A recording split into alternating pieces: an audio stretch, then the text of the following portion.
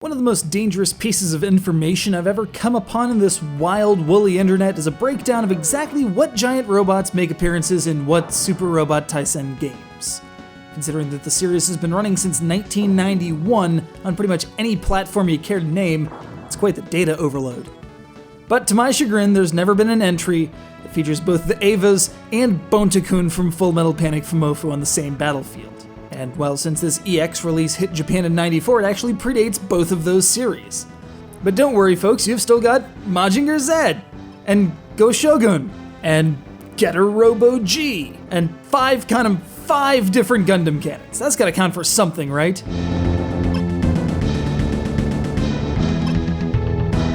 In a continuation of what is probably the first great crossover RPG, because let's face it, Famicom Jump was a bit of a whiff, mecha from whatever hot or nostalgic licenses Banpresto could get their mitts on are stirred together in a world filled with endless fighting.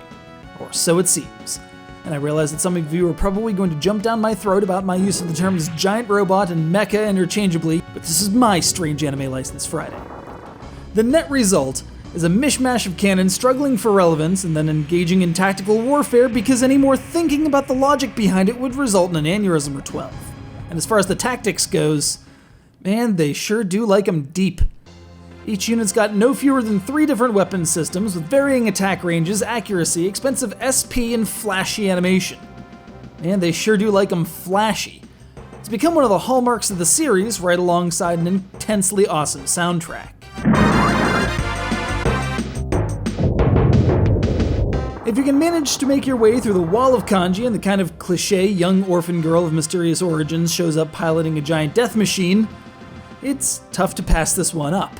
Sure, it's one of the more daunting franchises to acquaint oneself with, especially considering that the few Super Robot Wars games we've managed to get here in the States have universally been from the original Generation series, which include none of these licensed properties. Now suddenly you're expected to be an expert on pretty much every mecha anime that Japan's ever produced, ever.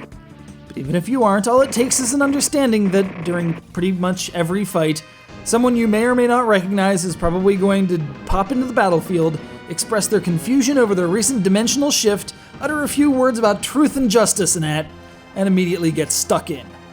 And of course, it wouldn't be a giant robot show without some ridiculously huge attacks. Go get 'em, Cybuster.